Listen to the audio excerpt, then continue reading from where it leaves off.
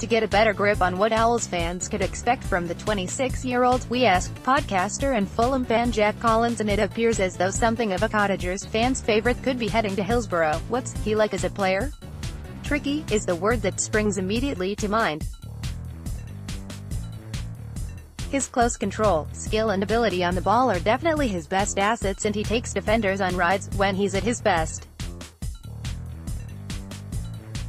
One thing that he offers, that Fulham really lack, is that he carries the ball really well. He's direct and will look to drive up the pitch, which means it's weird that we're letting him go, in my opinion, although I'm pleased he'll get some richly deserved game time. What's his best position? Kebano can play on either wing and has also played through the middle for us under Jokanovic. I prefer him wide, because it allows him to isolate a fullback and take him on. That said, his knack of scoring scrappy, important goals was something that always stood out. He's one of those players that was always in the right place at the right time 2 seasons ago, and so having him in front of goal is no bad thing either. What's his personality like? How will he fit in? Neeskens has always come across as a fun, happy fella who seems to get on with everyone.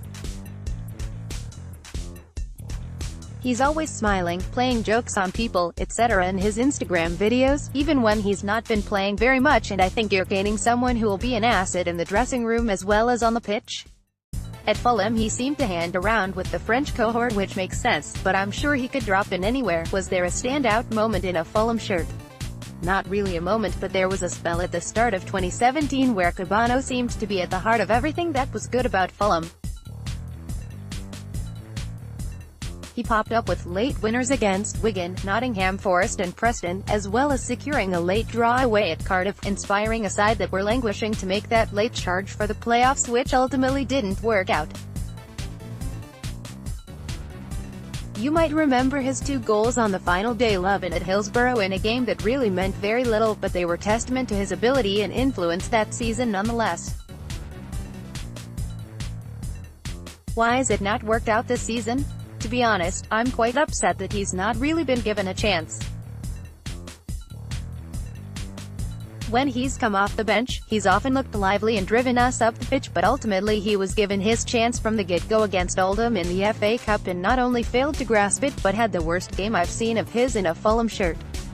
Nobody played well, to be fair, but with Babel coming in, he's fallen even further down the pecking order, and if Fulham are to be relegated this year, I'd be glad to see him back in a white shirt next season with some minutes under his belt. Will he make a difference to Wednesday? I think so, yes.